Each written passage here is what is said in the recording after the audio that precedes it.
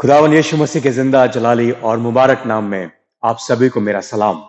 हम एक बार फिर यहाँ पर मौजूद हैं ताकि आपके साथ इस इबादत को बांट सकें।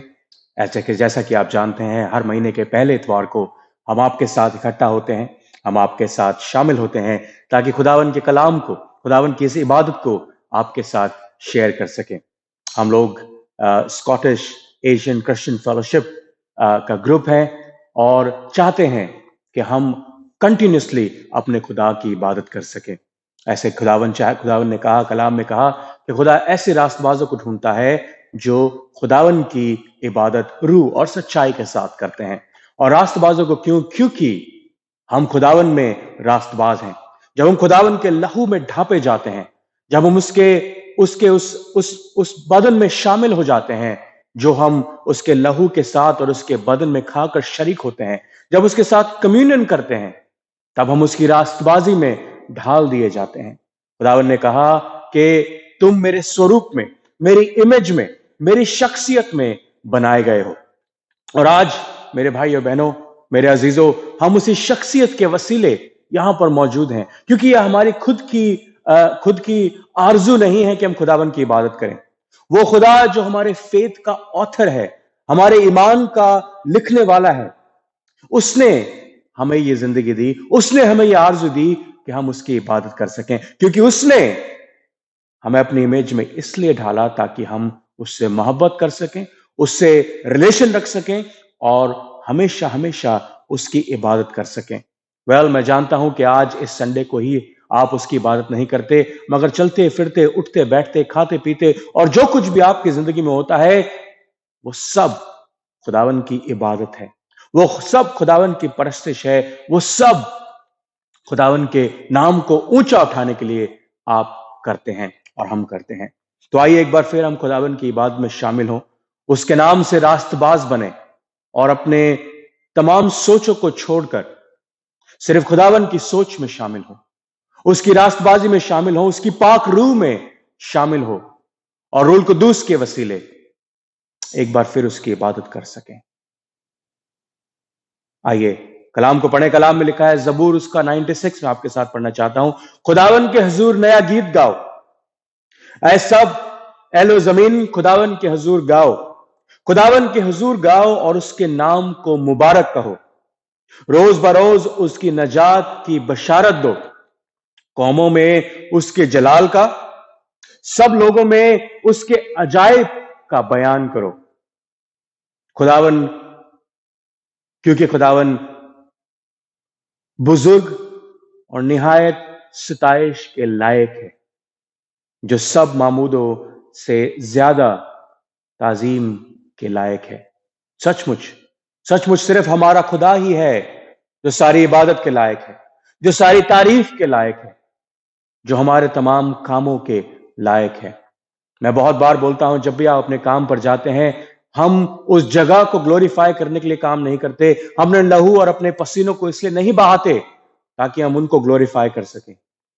हम अपने काम पे जब जाते हैं या जो भी अपने काम को करते हैं, हम वहां 100% करते हैं ताकि हम खुदावन को तारीफ दे सकें, उसके नाम को, उसके काम को ऊंचा उठा सकें। मेरे भाई और बहनों, मेरे अजीजों, खुदावन बहुत ही मेहरबान है।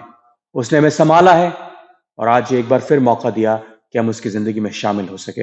आइए दुआ मांगे और दुआ के बाद हम गुजारिश करेंगे भाई कामरान से, उनके फैमिली से, कि वो हमारे साथ इन गीतों को शेयर करें। आइए दुआ मांगे।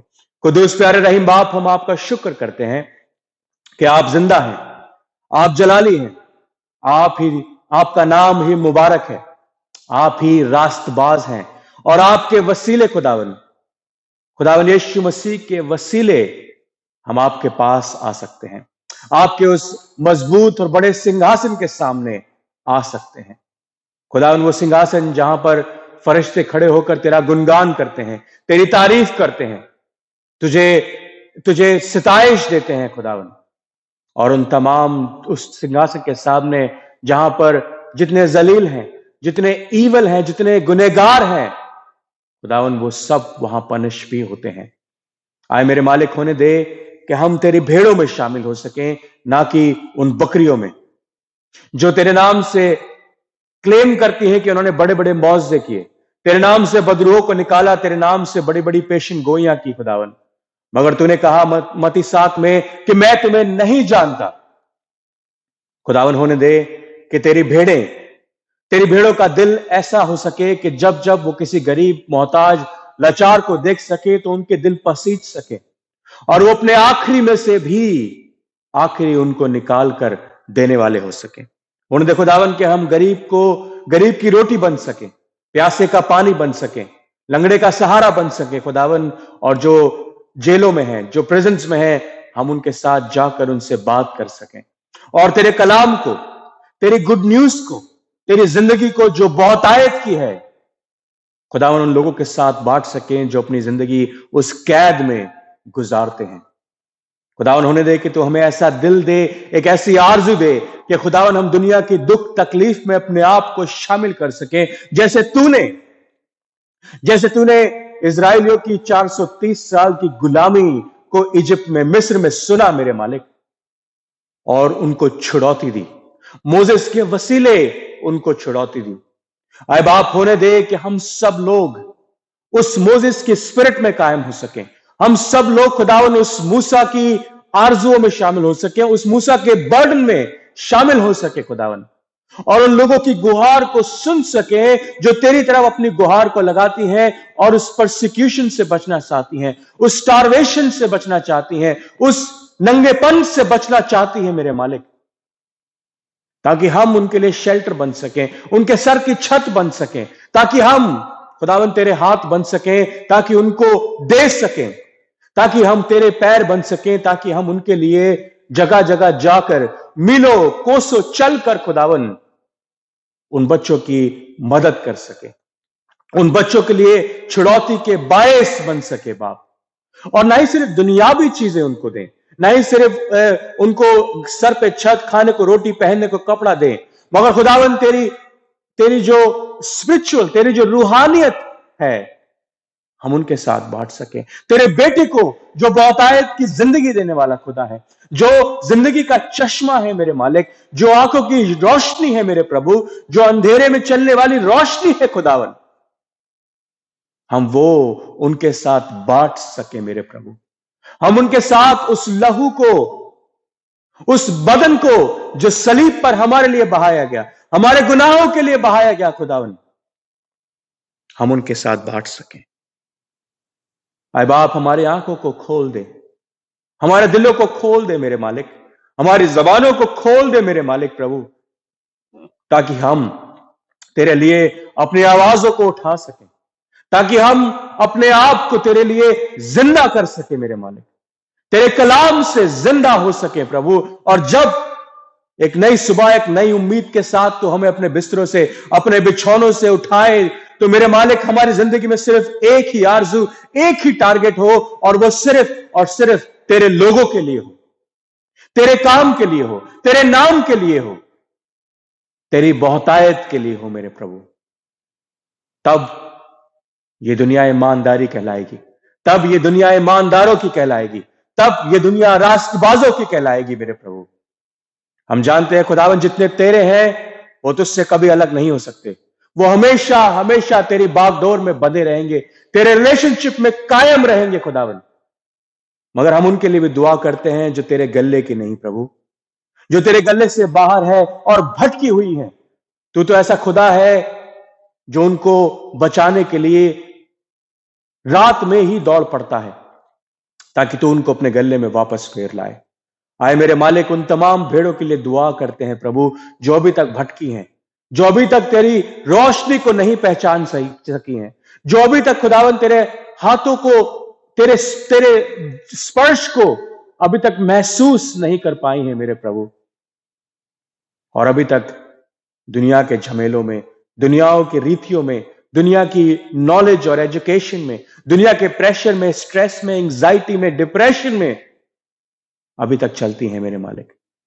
आए बाप उनको उस कलह से, उस कीचड़ से खींच ला और अपने लहू से उनको धो और अपनी भेड़ों में शामिल कर मेरे प्रभु, क्योंकि तू नहीं चाहता कि एक भी खुदावन नरक को जाए, मगर तू चाहता है कि हम सब खुदावन तुझ में शामिल रहें, हम सब खुदावन तुझ में जुड़े रहें, हम सब खुदावन तेरी इबादत कर सके और हम सब खुदावन उस जगह के सिटीजन बन सके जो तूने हमारे लिए आसमान में तैयार की है, जहां पर सिर्फ इटर्निटी है, जहां पर कोई मोहताजी, कोई लाचारी, कोई आंसू, कोई जख्म, कोई दर्द नहीं है मेरे प्रभु, और सिर्फ तू है, सिर्फ खुशी है, इत्मीनान है, चैन है, भरपूरी है, बढ़ोतरी है मेरे प्रभु। और इसीलिए तू हमारे साथ हो, हमारी इबादत में मदद कर, हमारे गीतों को गाने में मदद कर, ताकि हम जब जब गीतों को गाएं खुदावन तो आपकी इबादत के लिए गा सकें। हम सबको अपने नाम से बरकत दे, और यह बरकत सिर्फ दुनियावी नहीं खुदावन, रूहानी बरकत हो सके। तूने वो बड़ा गिफ्ट हमें ऑलरेडी दे दिया जो खुदावन यीशु मसीह में था, मगर होने दे प्रभु कि हम उसको रिसीव कर सकें, और इस दुनिया में जब तक हम हैं तब तक सिर्फ और सिर्फ उसके कदमों की आहट को सुनकर उसके पीछे चल सकें, उसके बताए रास्तों पर चल सकें, और अपनी जिंदगी में उस आनंद के, उस जिंदगी के मुकुट को पा सकें खुदावन, जो आपने हमारे लिए रख छोड़ा है। हम आपका शुक्र करते हैं इस तमाम मोहब्बत के लिए जो आपने हमसे रखी है खुदावन, और आपका शुक्र करते हुए इस दुआ को मांगते हैं। हमारी दुआ को दिल से सुन और कबूल कर, खुदावन यीशु मसीह के वसीले से, आमीन आमीन। आए हमारे बाप, तू जो आसमान पर है, तेरा नाम पाक माना जाए, तेरी बादशाहत आए, तेरी मर्जी जैसे आसमान में पूरी होती है जमीन पर भी पूरी हो। हमारे रोज की रोटी आज हमें बख्श दे, जिस तरह हम दूसरों के गुनाहों को माफ करते हैं तू भी हमारे गुनाहों को माफ कर। हमें आजमाइश में ना पड़ने दे बल्कि बुराई से बचा, क्योंकि बादशाहत, कुदरत और जलाल हमेशा हमेशा तेरी है। आमीन आमीन। जोर हमारा है, फतहा का नारा है, तू जोर हमारा है, फतहा का नारा है। हालेलुया हालेलुया, तू जोर हमारा है, फतहा का नारा है। तेरे दर पर आए हैं, उम्मीदें लाए हैं, आ मुझ पे करम कर दे। बरकतें बरकतें बरकतें बरकतें बरकतें बरकतें बरकतें बरकतें।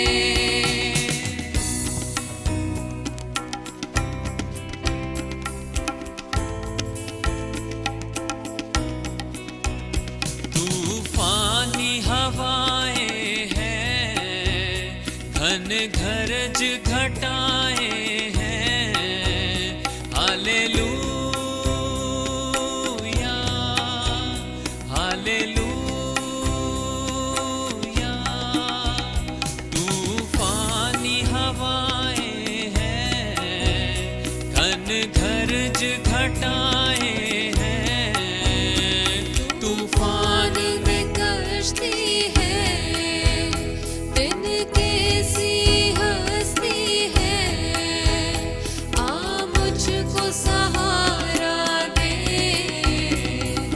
बरकतें बरकतें बरकतें बरकतें बरकतें बरकतें बरकतें बरकतें।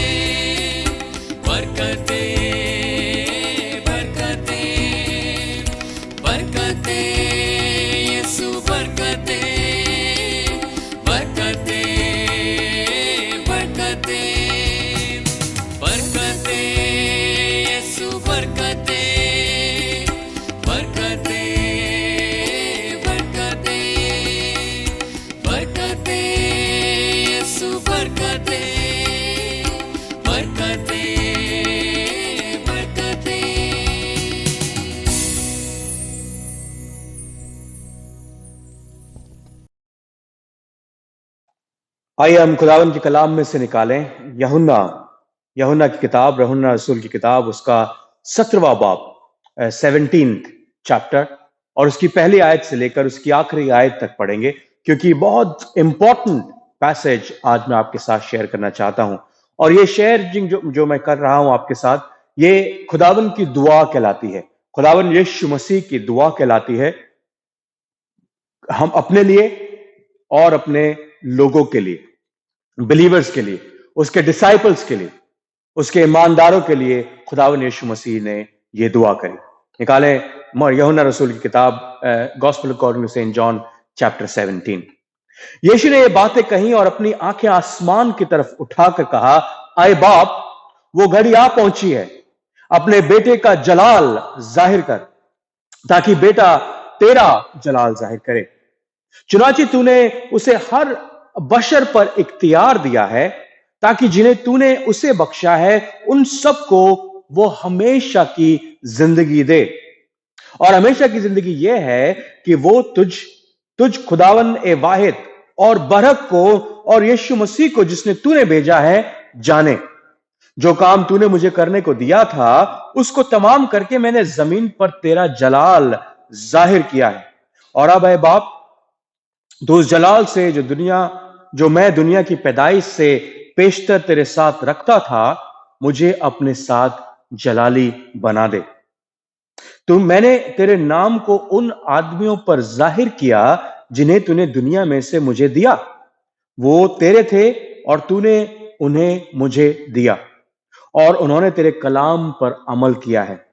अब वो जान गए कि जो कुछ तूने मुझे दिया है वे सब तेरी ही तरफ से है, क्योंकि जो कलाम तूने मुझे पहुंचाया वो मैंने उनको पहुंचा दिया, और उन्होंने उसको कबूल किया और सच सच जान लिया कि मैं तेरी तरफ से निकला हूं, और वो ईमान लाए कि तू ही ने मुझे भेजा है। मैं उनके लिए दरखास्त करता हूं, मैं दुनिया के लिए दरखास्त नहीं करता, बल्कि उनके लिए जिन्हें तूने मुझे दिया है। और जो कुछ मेरा है वो सब तेरा है, और जो तेरा है वो मेरा है, और इनसे तेरा जलाल जाहिर हुआ है। मैं आगे को दुनिया में ना हूंगा, मगर ये दुनिया में है, और मैं तेरे पास आता हूं, आए कद्दूस बाप, और मैं तेरे पास आता हूं अपने उस नाम के वसीले से जो तूने मुझे बख्शा है। उनकी हिफाजत कर, ताकि वो हमारी तरह एक हों। जब तक मैं उनके साथ रहा, मैंने तेरे उस नाम के वसीले से जो तूने मुझे बख्शा है उनकी हिफाजत की।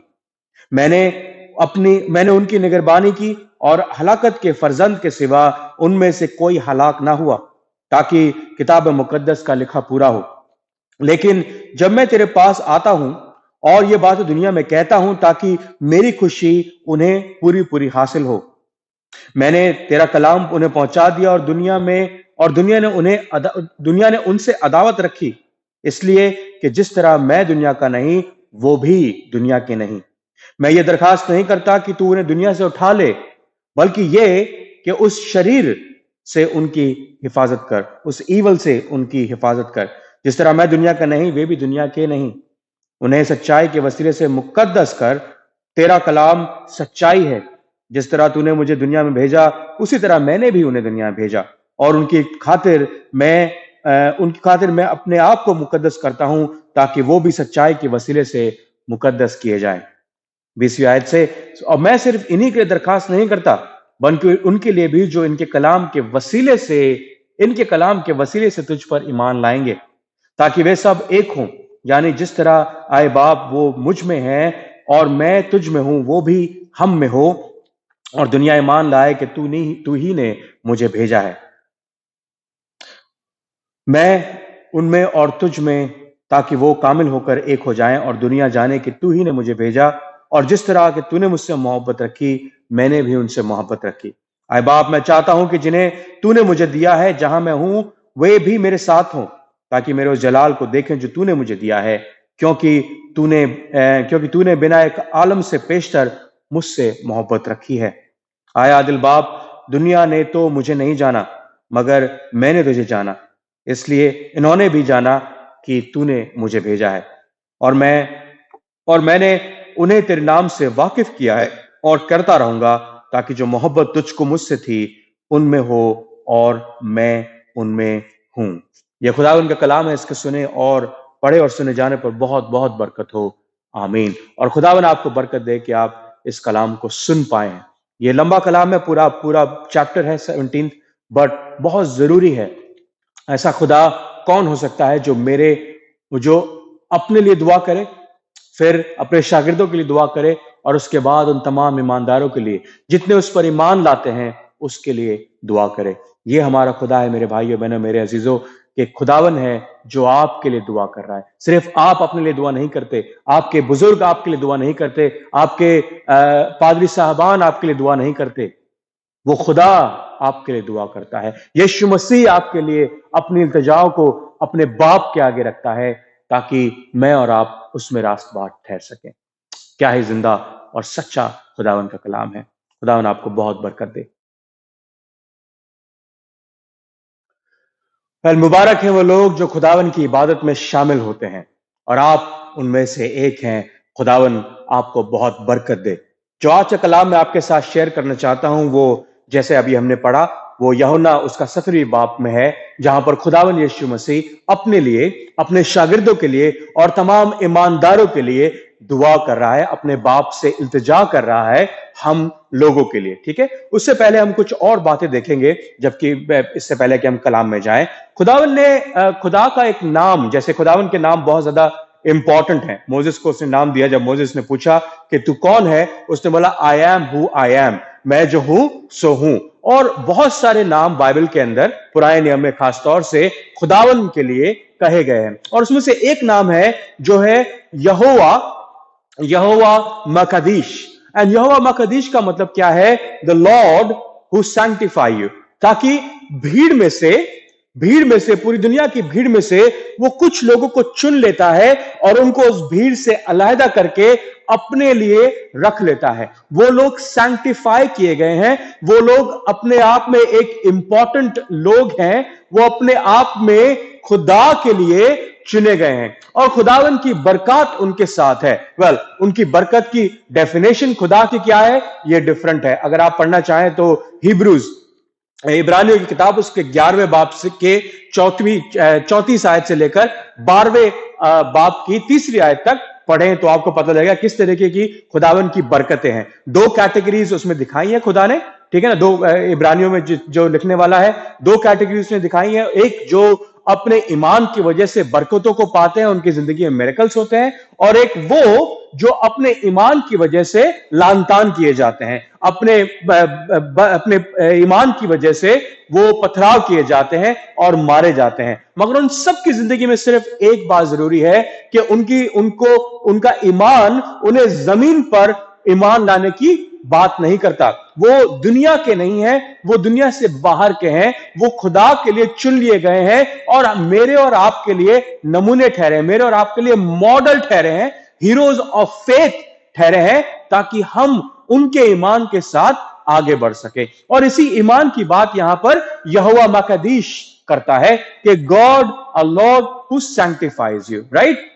अब आगे चले तो खुदावन, मैं आपके साथ एक बात पूछना चाहता हूं कि आप में से हर एक जानता है कि हमारी जिंदगी में, हमारी दुनिया के ऊपर एक ग्रेविटेशन पावर है, ठीक है ना। साइंटिस्ट ने हमारे को बहुत बार ये बात बताने की कोशिश करी है कि हमारी जमीन पर ग्रेविटी है, और ये ग्रेविटी क्या है कि अगर आप कोई भी चीज हाथ में पकड़ें और उसको छोड़ें तो वो चीज नीचे की तरफ जाएगी, जमीन की तरफ जाएगी, ना कि आसमान की तरफ जाएगी, ठीक है। और वो गुरुत्वाकर्षण कहते हैं उसको हिंदी के अंदर, ग्रेविटेशनल फोर्स कहते हैं उसको इंग्लिश के अंदर। और वो चीज जो है हम सब उससे बच नहीं सकते किसी भी तरीके से, राइट।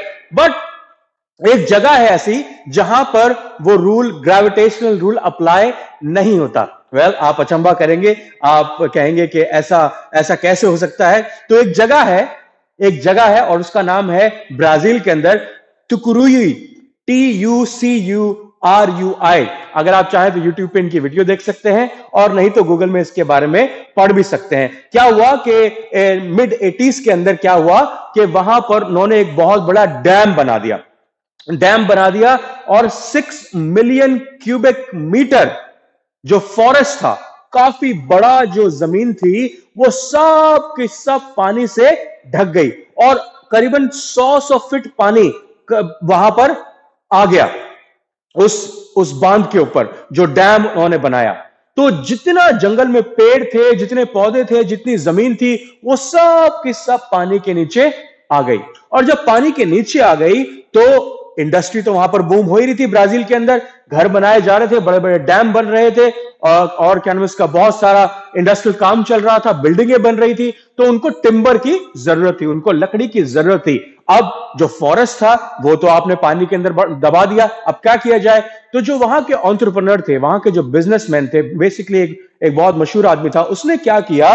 उसने ऐसे लंबरजैक जो पेड़ काटने वाले थे वो ट्रेंड किए, जो पूरा कैनवस का मास्क पहनकर, पूरा कैनवस का गेटअप पहनकर वो पानी में कूद जाया करते थे ऑक्सीजन सिलेंडर लेके और अपनी मशीन लेकर, और पानी के अंदर उतर जाते थे और पानी के अंदर नीचे जाकर उस पेड़ को काट देते थे। और जब उस पेड़ को काटते थे तो क्या होता था? सोचिए, अब जब आप जमीन के ऊपर नॉर्मली पेड़ काटेंगे तो क्या होगा कि वो जो पेड़ काटने वाला है या उसके आसपास के लोग खड़े हैं, वो जब पेड़ गिरेगा तो उनको देखना होगा कि वो पेड़ कहां गिरेगा। किसी के घर पे ना गिर जाए, किसी इंसान पे ना गिर जाए, किसी की गाड़ी पे ना गिर जाए, मेरे पर खुद पे ना गिर जाए। मगर जब ये लंबरजैक्स वहां पर पेड़ काट रहे हैं तो उनके साथ ग्रेविटेशनल फोर्स नहीं लग रही। क्यों? क्योंकि ग्रेविटेशनल फोर्स उस पेड़ को नीचे ले आती है। मगर यहां पर जब वो पानी में काटे जाते हैं तो वो पानी से फट से जैसे ही कटते हैं ऊपर चले जाते हैं, ना कि नीचे आते हैं। हुआ ना एक नया मुआवजा। मैं आपको ये क्यों बात बता रहा हूं? क्यों? क्योंकि जब हम खुदावन के लिए सैंक्टिफाई किए जाते हैं, जब हम खुदावन के लिए अलहदा कर दिए जाते हैं, जब हम खुदा के लिए उन लोगों में से निकलकर अलग रख दिए जाते हैं, सिर्फ उसके गले की भेड़ें होती हैं, सिर्फ उसी का खाना खाते हैं, सिर्फ उसी की आवाज को सुनते हैं, सिर्फ उसी के पीछे चलने की कोशिश करते हैं, और जब वो हमें हरी चढ़ाइयों में लेकर चलता है, हम सिर्फ उसके पीछे जाते और उसके साथ वापस आते हैं। हम एक ऐसे रेल में पाले जाते हैं जहां दुनिया के रूल हम पर अप्लाई नहीं होते। वो ग्रेविटेशन फोर्स हमारे पर, उस जगह पर जहां पर वो लकड़ी काटी जाती है, वहां पर अप्लाई नहीं होती। क्यों? क्योंकि खुदावन का ओरा, खुदावन की मोहब्बत, खुदावन की रास्तबाजी, खुदावन की कुवत, खुदावन के मौजे हमें उस जगह पर घेरे रखते हैं। ऐसा नहीं कि तकलीफ, परेशानी, मुश्किल, लाचारी हमारी जिंदगी में नहीं आती, मगर हमारे पास एक अश्योरेंस होती है कि खुदावन के लहू में हम लोग ढापे गए हैं और उसकी मोहब्बत के वसीले, उसके सलीब पर चढ़ाए जाने के वसीले हम लोग चुन लिए गए हैं। और हम उन लोगों से जो दुनियावी हैं उनसे अलग हैं। We been sanctified. सो दुनिया के लॉ हम पर अप्लाई नहीं होते, वो दुनिया के लॉ हम पर अप्लाई नहीं होते। नाउ मैं आपसे ये नहीं कह रहा, सचमुच मैं आपसे ये नहीं कह रहा कि आप दुनिया के रूल ना माने। गाड़ी लेफ्ट पे चलानी तो आप राइट पे चलाने लगे, रेड लाइट के ऊपर ना रुकें, अपना टैक्स पे करना बंद कर दें, या अपने कामों को करना बंद कर दें, या आप किसी के साथ जाकर हाथापाई करने लगे। नहीं, don't do that, don't do that. But actually you have to do something which is opposite to that. You have to be opposite to that. जब आपके पास ये ताकत, ये कुवत, ये सच्चाई, ये भलाई, ये कंटेनमेंट आ जाता है, you need to be more humble. आपके अंदर हलीमी आना ज्यादा जरूरी है। आपके अंदर जब पावर आती है, उस पावर को सच, सही और सही कामों में इस्तेमाल करना सीखना जरूरी हो जाता है। जब हमारे पास वो कुव्वत, वो ताकत होती है, तो उस काम को करना जरूरी है जो खुदा हमसे करना चाहता है, ना कि जो दुनिया हमसे करना चाहती है। हम उस काम से दूर रहें, परे रहें तो ही ज्यादा अच्छा है। तो जब हमारे पास ताकत आती है, कुव्वत आती है, तो हमें दुनिया के कामों में, जो दुनिया के नियम है, दुनिया के रूल्स है, उनको फॉलो नहीं करना, मगर खुदावन के कामों को फॉलो करना है। और खुदा के कलाम क्या कहता है? खुदावन का कलाम अगर आप मत्ती उसका 20 बाब उसकी 26वीं आयत पढ़ें तो क्या होता है कि चेले जो है, जो शागिर्द हैं, वो आपस में बात कर रहे हैं, तुम में से कौन बड़ा होगा। कलाम कहता है 25वीं आयत से पढ़ें, मगर यीशु ने उन्हें पास बुलाकर कहा, तुम जानते हो कि गैर कौमों के सरदार उन पर हुक्म चलाते हैं और अमीर उन पर इख्तियार रखते हैं, मगर मॉडल देखिए खुदावंद बता रहा है तुम में ऐसा ना होगा, बल्कि जो तुम में बड़ा होना चाहे वो तुम्हारा खादिम बने। जो तुम में बड़ा होना चाहे वो तुम्हारा खादिम बने। और ये खुदावंद यीशु मसीह हमें कहना चाहता है कि जो तुम में से जो कोई भी चाहता है कि वो ज्यादा कुव्वत रखे, जो कोई ज्यादा ताकतवर बनना चाहता है, वो फिजिकली, मेंटली, फाइनेंशियली ताकतवर बनने की जरूरत नहीं है, मगर रूहानी ताकतवर बनने की जरूरी है। राष्ट्रबाजी में ताकत को रखना ज्यादा जरूरी है, ना कि दुनियावी ताकतों को अपनाना या दुनियावी ताकतों में बढ़ना जरूरी है। क्योंकि गैर कौमों के सरदार ऐसा करते हैं, गैर कौमों के सरकार उन पर हुक्म चलाते हैं, और जो अमीर हैं वो लोगों पर इख्तियार रखते हैं। मगर अगर तुम में से कोई भी बड़ा बनना चाहे तो वो पहले सेवक बनना चाहे। और यीशु मसीह ने यह मॉडल अपना कर दिखाया, बताया। उसने अपने चेलों के पांव को धोया, जब आप जानते हैं, और कहा कि मैं चाहता हूं कि तुम ये मॉडल अपनी जिंदगी में बनाओ, यही मॉडल अपनी जिंदगी में रखो, ताकि तुम मेरे साथ मेरे सेवक बन सको और अपने पड़ोसी से अपने समान प्रेम रख सको और उनके पांव को धो सको। ये मॉडल अपनाना हमारी जिंदगी में ज्यादा जरूरी है बनिस्बत और किसी मॉडल के अपनाने के लिए नहीं। अब जब जरूरी बात यह है कि जब आप दुनिया को दूर करेंगे और खुदावन में बढ़ेंगे तो ये दुनिया आपके अगेंस्ट हो जाएगी। क्यों?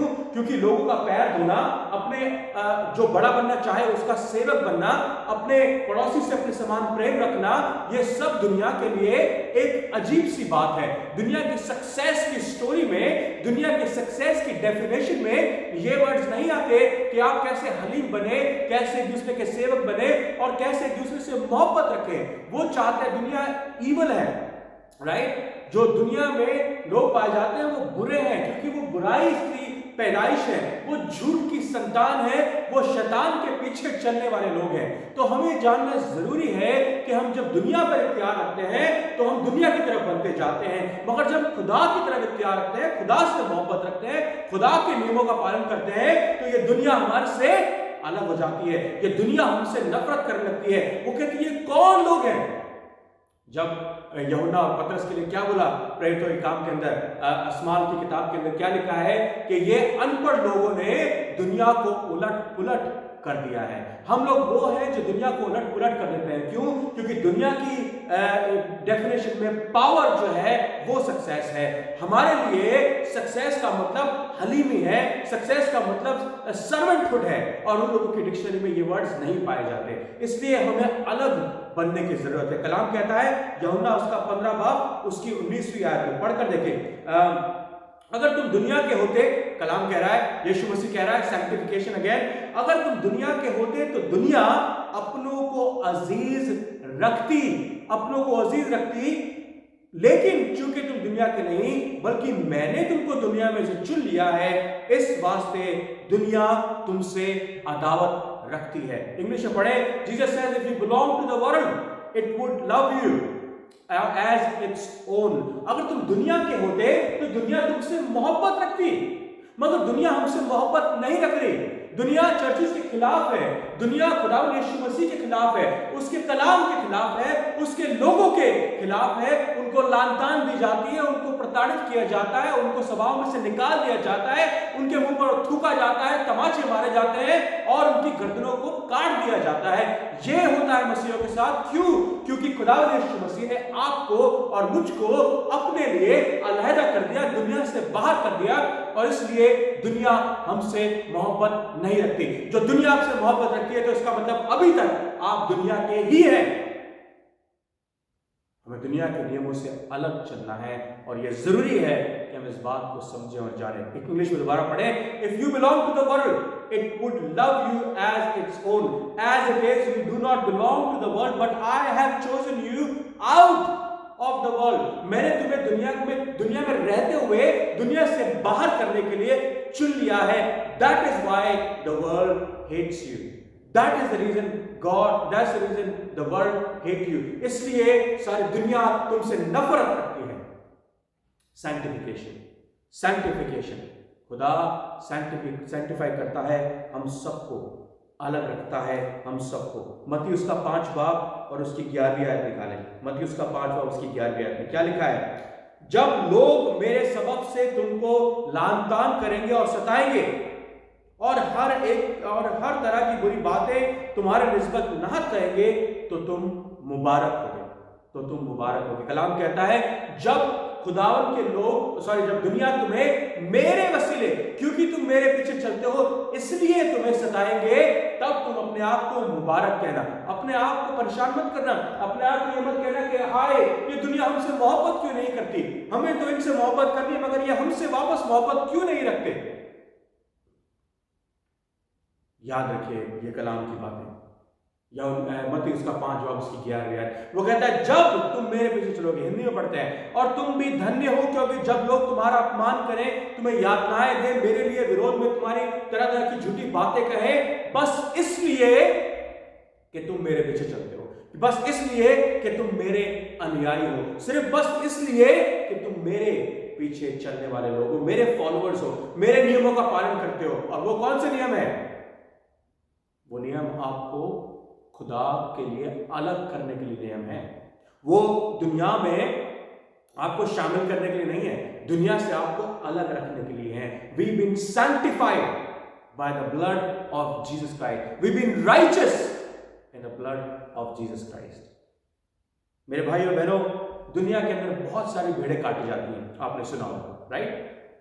मगर आप अगर पुराने जमाने में जाएं, पुराने एहतनामे में जाएं, तो बहुत सारी भेड़ें काटी जाती थी, बहुत सारे जानवर काटे जाते थे, मगर उस भीड़ में से, उस हजारों की भीड़ में से, झुंड में से एक भेड़ को निकालकर खुदा के टेंपल के लिए, खुदा के मंदिर के लिए सैंक्टिफाइड कर दिया जाता था, पवित्र कर दिया जाता था, कॉन्सिक्रेट कर दिया जाता था, और उसके बाद वो भेड़ किसी और काम के लिए इस्तेमाल नहीं होगी, सिर्फ मंदिर में कुर्बानी के लिए इस्तेमाल की जाएगी।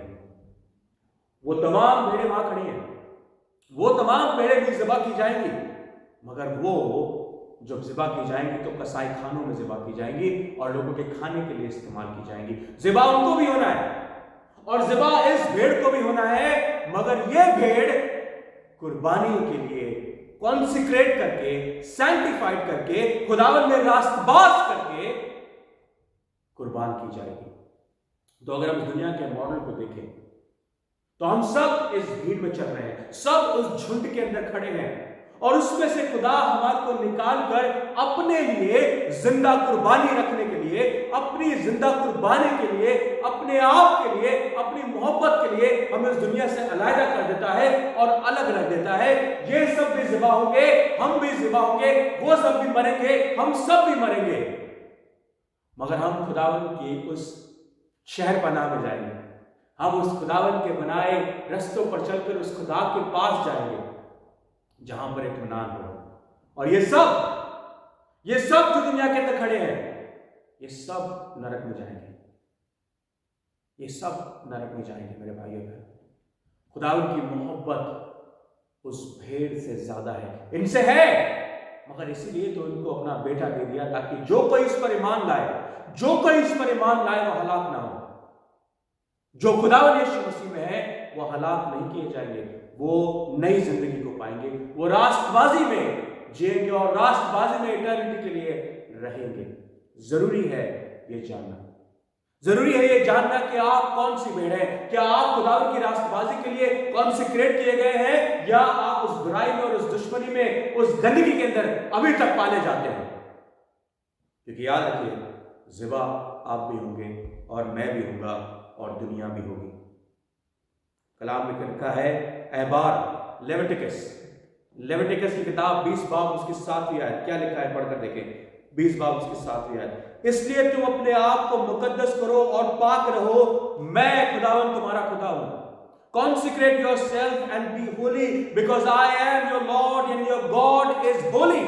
और 8वीं आयत दोबारा पढ़ें, और तुम मेरे आयन को मानना और उस पर अमल करना, मैं खुदावन हूं जो तुमको मुकद्दस करता है। ये खुदावन है जो हमें मुकद्दस कर सकता है और कोई हमें मुकद्दस नहीं कर सकता। इंग्लिश में पढ़े, keep my decrease and follow them, I am the lord who makes you Holi. खुदा ने कहा तुम मुझसे मोहब्बत रखता है, उसने बोला हाँ, उसने बोला जा मेरी भेड़ों को चरा, उसने बोला जो तुम मुझसे मोहब्बत रखता है तो मेरे हुक्मों की पैरवी कर। God said because consecrate yourself, अपने आप को अलग रखो, अपने आप को दुनिया से अलग कर लो और अपने आप को होली बनाओ। रास्तबाज बनाओ, अपने आप को पवित्र बनाओ, क्योंकि मैं पवित्र खुदा हूं और मैं तुम्हें पवित्र करता हूं। That's the decree of the Lord. That's what He wants for us. क्या आप इस बात से खुश नहीं हैं? Special. We are special. We are different. We are different, मेरे भाइयों बहनों। दानियल की किताब में अगर आप पढ़ें, दानियल उसका 5 बाब मैं आपके साथ पढ़ सकता हूं, लंबी आयतें हैं मगर फिर भी मैं पढ़ना चाहता हूं। दानियल उसका 5 बाब उसकी दूसरी आयत से पढ़ें। 5 बाब उसकी दूसरी आयत में अगर आप पढ़ना चाहें तो लिखा है, बेलशस्सर ने क्या किया, जो उसके बाप नबूकदनेस्सर ने जो जीत हासिल करी थी, उसने उन मंदिरों के बर्तनों को निकालकर जो खुदावन के इस्तेमाल के लिए रखे गए थे, जो खुदावन के मंदिर में इस्तेमाल होने के लिए रखे गए थे, उनको बाहर निकलवाकर अपनी लौंडियों के साथ, अपने दासों के साथ, अपने लोगों के साथ उसमें शराब भरकर शराब पीनी शुरू कर दी। और उसी समय से उसका पतन, उसी समय से उसका डाउनफॉल आने लगा, उसी समय से। और आप जानते हैं कैसे एक हाथ बनकर उसके हाथ ने उस चट्टान के ऊपर, उस पत्थर के ऊपर लिख दिया। और अगर आप आगे पढ़ेंगे तो देखिए उसी दिन क्या हुआ, 25वीं आयत। और वो नविश्ता यह है, मिने तकील ओ फरसीन, और उसके मानी ये हैं, मिने यानी खुदावन ने तेरी ममकुलत का हिसाब किया और उसे तमाम कर डाला। तकील यानी तू तराजू में तोला गया और तू कम पाया गया। फरीस यानी तेरी ममकुलत मुस्कुन हुई और मादियों और फरीसियों को दे दी गई। और 30वीं वर्ष पढ़ें, उसी रात बेलशस्सर कसदियों का बादशाह कत्ल हुआ और दारा मादी ने 62 बरस की उम्र में उसकी सल्तनत हासिल करी। उसी रात जिस दिन उसने कॉन्सिक्रेटेड किए हुए मंदिर के बर्तनों का इस्तेमाल किया गलत काम करने के लिए, खुदावन के लिए नहीं, गलत काम करने के लिए जैसे इस्तेमाल किया, जैसे ही उन्हें उनकी बेहुरमती करी, जैसे उन बरकतों की उनकी बेइज्जती करी, खुदावन ने वो पर्सनली ले लिया कि तूने मेरी बेइज्जती करी, मेरे बर्तनों की बेइज्जती करी, मेरे लोगों की बेइज्जती करी, आज रात ही तो इस दुनिया से खत्म कर दिया जाएगा। एंड ये है खुदावन की कुव्वत। वो ऐसा नहीं कि हमारे को जब अलग करता है तो सिर्फ बुराई, परेशानी, लाचारी, मोहताजी के लिए, हमें हलाक होने के लिए वो हमारे को अलग करता है, वो हमें बरकत देने के लिए भी अलग करता है, ये भी याद रखें। और जैसा मैंने कहा, ये बरकत जो है वो सिर्फ दुनियावी नहीं है, दुनियावी बरकत की बात नहीं कर रहा, वो आपको आसमानी बरकत देना चाहता है, वो आपको आसमानी बरकत मेरे और आपके लिए रख देता है। कलाम में पढ़े पहला पतरस उसका 2 बाब उसकी 9वीं और 10वीं आयत, मुझे बड़ी अच्छी लगती है आयत है। पहला पतरस उसका 2 बाब उसकी 9वीं और 10वीं आयत, लेकिन तुम एक बुजुर्गदार नस्ल, शाही काहिनों का फिक्रा, मुकद्दस कौम और ऐसी उम्मत हो जो खुदावन की खास मलकियत है, ताकि उसकी खूबियां जाहिर करो जिसने तुम्हें तारीकी से अपनी अजीब रोशनी में बुलाया है। पहले तुम उम्मत ना थे, पहले नहीं थे, मगर अब खुदावन की उम्मत हो। तुम पर रहमत ना हुई थी, मगर अब तुम पर रहमत हुई है। क्यों? क्योंकि हम पहले दुनियावी थे, तब तक हम पर रहमत नहीं हुई थी। इसका मतलब उन तमाम लोगों पर रहमत नहीं हुई है, सिर्फ उनमें से जो खुदावन के लिए चुन लिए गए हैं, खुदावन के लिए कॉन्सिक्रेट कर दिए गए हैं, खुदावन के लिए अलहदा रखे गए हैं, उनको खुदा ने उठा के इधर रख दिया और बोला अब तुम पर रहमत हुई है। रहमत कैसी? खुदावन यीशु मसीह के लहू की रहमत। इंग्लिश में पढ़े, but you are a chosen people, a royal priesthood, a holy nation, God's special possessions. कौन खुदा की स्पेशल पोजेशन नहीं बनना चाहेगा? क्या ये दुनिया बनना नहीं चाहती? बनना चाहती है, मगर वो उसके हुक्मों की पैरवी नहीं करती, वो उसके हुक्मों को नहीं मानती, वो उसके काम बताए हुए रिश्तों पर नहीं चलती। Unfortunately, they are not the God's own possession. They are condemned. They are condemned. That you may declare the praise of Him who called you out of darkness into this wonderful light. एक समय था जब उस अंधेरे में चल रहे थे, उस तिफे में चल रहे थे, मगर खुदावन ने हमें चुन लिया अपनी रोशनी के लिए। Once you were not a people, तुम्हारी कोई हैसियत ही नहीं थी, you were not even a people, but now you are the people of God. Once you had not received mercy, ऐसा टाइम था जब तुम्हारे पर मर्सी नहीं की गई थी, जब तुम्हारे पर कोई रहमत नहीं की गई थी. But now you have received mercy. Now अब खुदावन ने तुमसे मोहब्बत रखी है, और सॉरी खुदावन ने तुम पर रहमत की है, और now you are under the grace. You are not under the law. So stop your legalism. हमें से बहुत से ऐसे हैं जो ग्रेस के अंदर चलने की कोशिश तो करते हैं, मगर अपने लीगलिज्म को, अपनी उन तमाम ट्रेडिशंस को, अपनी उन तमाम गंदगियों को जो दुनिया हमें सौंपती है, अभी तक हम उनसे जुड़े हुए हैं. अभी तक हम उन कामों को ही करना चाहते हैं, अभी तक उन रिचुअल्स को, अभी तक हम ऐसी कामों को करना चाहते हैं जो हमारे फ्लैश को सेटिस्फाई करती हैं, हमारे फ्लैश को सेटिस्फाई करती हैं. बहुत सारे चर्चेस में भी हम ऐसे ट्रेडिशंस को फॉलो करते हैं, ऐसे रिचुअल्स को फॉलो करते हैं जो हमारे जिस्म को सेटिस्फाई करती हैं, हमारी रूह को सेटिस्फाई नहीं करती. और वो तमाम ट्रेडिशन जो है वो बिब्लिकल नहीं है, दुनियावी है, मगर हम अभी तक उनको फॉलो कर रहे हैं. क्यों? क्योंकि हम अभी तक अपने जिस्म में चलना चाहते हैं. कलाम कहता है you been sanctified, you been different. Do what God is asking you to be different. God is asking us to be different. मैं 3 बातें छोटी सी बोल के आपके साथ खत्म करूंगा. कलाम में दोबारा जब हम पढ़ते हैं, पहला जो मैंने यूहन्ना आपके सामने पढ़ा, यूहन्ना उसका 17 बाब, उसे पढ़े 3 पॉइंट मैं आपके सामने देना चाहता हूं. This is the prayer of God, prayer of Jesus Christ. First thing he said, the first point, that he want us to be glorified. यूहन्ना उसका पहला कुरिन्थियों उसका 1 बाब उसकी 30वीं आयत में लिखे पढ़ें तो क्या लिखा है. पहला यूहन्ना, मैं आपको पढ़ दूं, बड़ी खूबसूरत आयत है. पहला यूहन्ना उसका 3रा बाब, पहला यूहन्ना उसकी पहला कुरिन्थियों उसका पहला बाब उसकी 30वीं आयत, माफी चाहता हूं. लेकिन तुम उसकी तरफ से मसीह यीशु में हो, जो हमारे लिए खुदा की तरफ से हिकमत ठहरा, यानी रास्तबाजी और पाकीज़गी और मुखलसी. खुदा ने हमारे को चुन लिया अपने लिए पाक होने के लिए, अपने लिए रास्तबाज होने के लिए, अपने आप की पाकीज़गी के लिए और मुखलसी के लिए उसने हमें चुन लिया. जैसे उसने अपने बेटों को चुना था हमारे लिए हलाक होने के लिए, वैसे ही उसने हमें चुन लिया ताकि हम दुनिया में हलाक तो हो सके मगर उसकी जिंदगी को पा सके. तो कहता है कि वो हमारे राइचियस और रिडेम्पशन है. So like the same way God sanctifies his son, he will sanctify us, and the work of us is, जैसे उस बेटे ने, जब खुदावन जो रास्तबाज था, वैसे ही हम रास्तबाज बने यीशु मसीह के अंदर. खुदावन ने, अब पहली आयत पढ़े अगर 17 बाब उसकी पहली से 5वीं आयत, यीशु मसीह कहता है जैसे मैंने तुझे ग्लोरीफाई किया वैसे ही तूने मुझे ग्लोरीफाई किया, और मैं चाहता हूं कि ये लोग भी तुझे ग्लोरीफाई करें. तो जरूरी है कि जब हम यीशु मसीह में ढाले जाते हैं, यीशु मसीह के मॉडल को अपनाते हैं, तो जैसे यीशु मसीह ने अपने बाप को ग्लोरीफाई किया, हमें उसको ग्लोरीफाई करना जरूरी है, हमें खुदा को ग्लोरीफाई करना जरूरी है. ये खुदावन की पहली दुआ है मेरे और आपके लिए.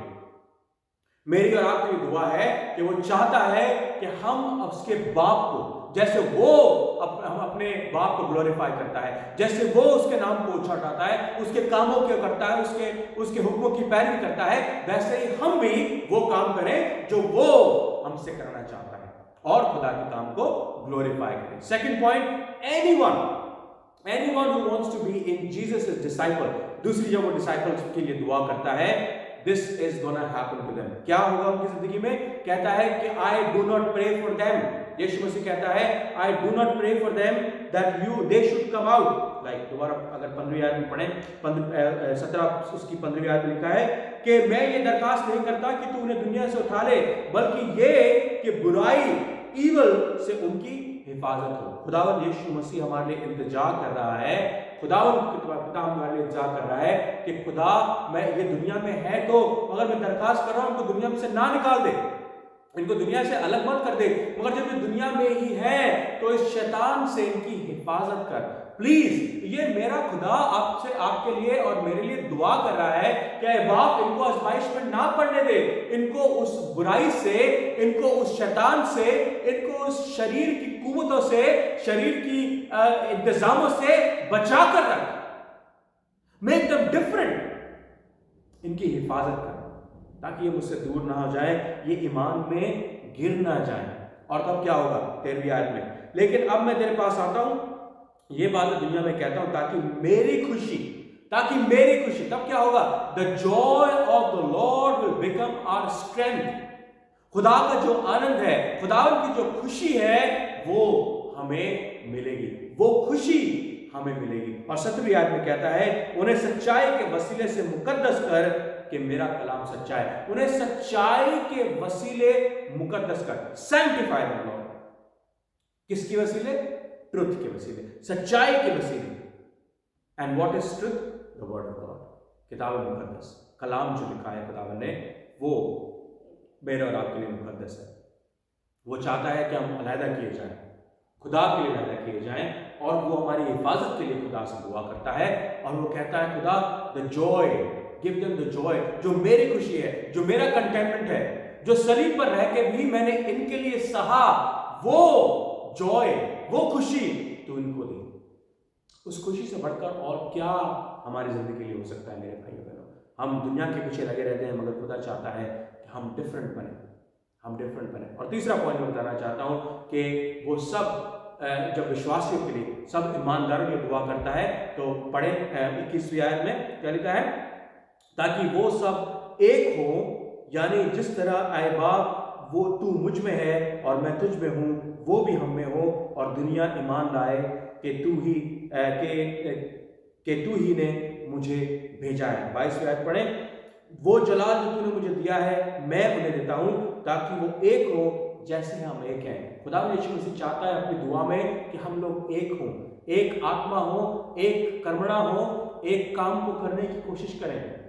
हम लोग अपने अपने चर्चेस में अपने अपने कामों को करने की कोशिश ना करें, अलहदा ना हो, एक आत्मा में, एक रूह में होकर, एक सच्चाई में होकर खुदावन की इबादत करें और खुदावन के कामों को करने की कोशिश करें। And that's what my friends God wants us to do. Unity is very important.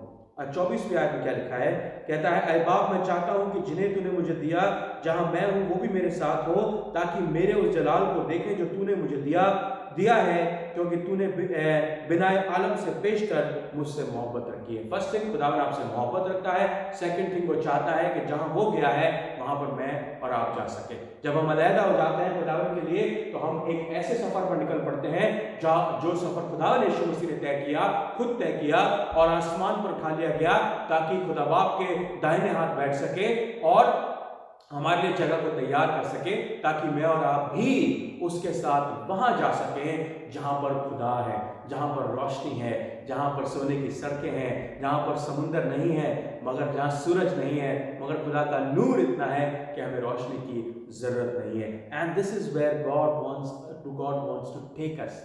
वो हमें एक नया बनाना चाहता है, एक नई जिंदगी देना चाहता है, वो हतायत की जिंदगी देना चाहता है, सारी दुनिया से अलग रखना चाहता है, वो हम पर रहमत करना चाहता है, हमें मुबारक करना चाहता है, हमें रास्तबाज करना चाहता है, हमें पवित्र करना चाहता है, हमें मखलूस करना चाहता है। क्या मैं और आप इसके लिए तैयार हैं? क्या मैं और आप अपने आप को दुनिया की भीड़ से अलग चलाना चाहते हैं? अगर चलाना चाहते हैं तो उसके हुक्मों की पैरवी करें। जो आप उससे मोहब्बत रखते हैं तो उसकी भेड़ों को चराएं। जो आप उससे मोहब्बत रखते हैं तो चर्च में जाके अपना काम करें।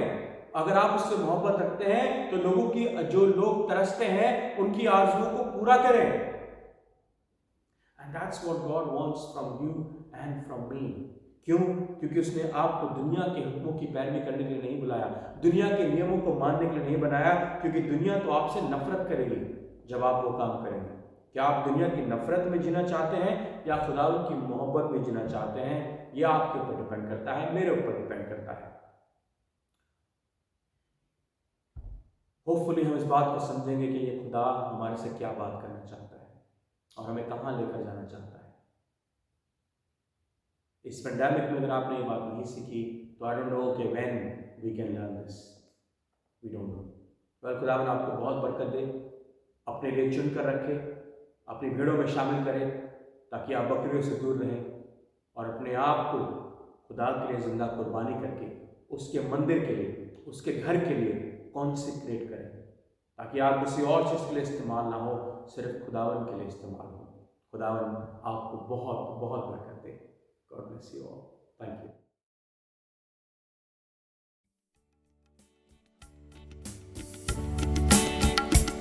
कायम यहोवा या रब, कायम है तख्त तेरा।